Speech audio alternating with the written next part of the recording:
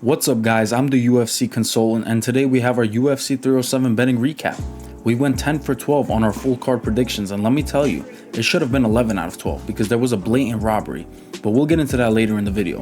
We bet 5 units total and ended off with 7.13, which is 2.13 units in net profit and a 42.6% return on investment. Make sure to like, comment, subscribe if you like the video, and without further ado, let's break down the action and talk bets. Opening up, we cashed McGee as a plus 190 underdog as he was able to get the round 1 submission. We had 0.15 units on him and it was a great way to start off the card. Next up, we had our pick Tecia Pennington. She got the decision win. Some people were calling it a robbery, but I wasn't really watching, so I'm not too sure. Either way, we didn't have a bet on this fight, but we got the pick right, so I'll take it. Next up, we had Ryan Superman Spann, who got the round 1 submission and progressed 3 of our parlays. It was a fun fight. Spann looked sharp, locked in, and delivered like we knew he would. Next, we had Cesar Almeida and Ihor Potieria.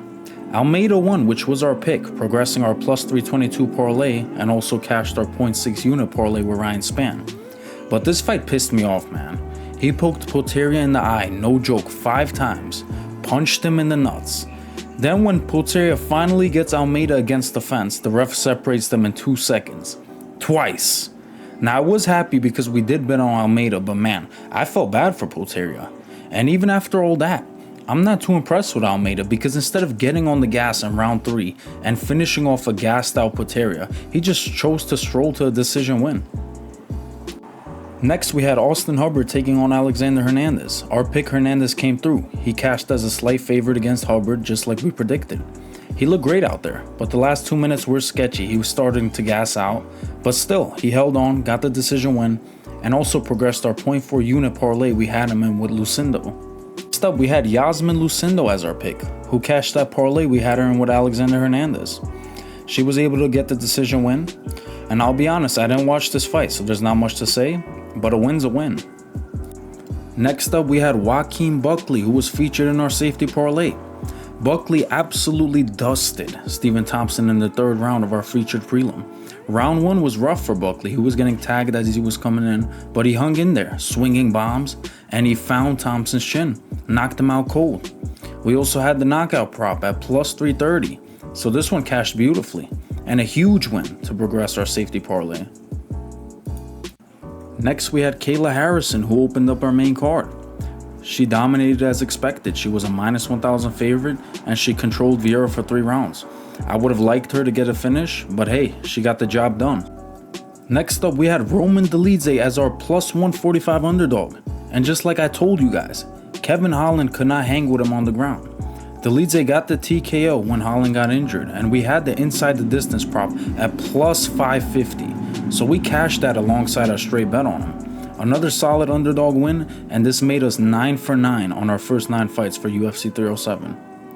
Now this fight, Jose Aldo versus Mario Bautista. It pissed me off, guys. Bautista won, but round 3 was just him holding Aldo against the fence for 5 minutes straight. No damage, no action, just fence holding.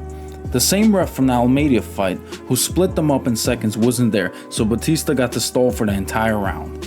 I'm not happy about it. Bautista did win, but I've lost all respect for him after that performance. And now we come to the robbery of the week, Raquel Pennington versus Julianna Pena.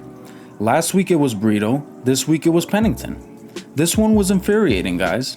Pennington clearly won rounds 1, 4, and 5. There's no universe where Pena should have won that fight. It's ridiculous.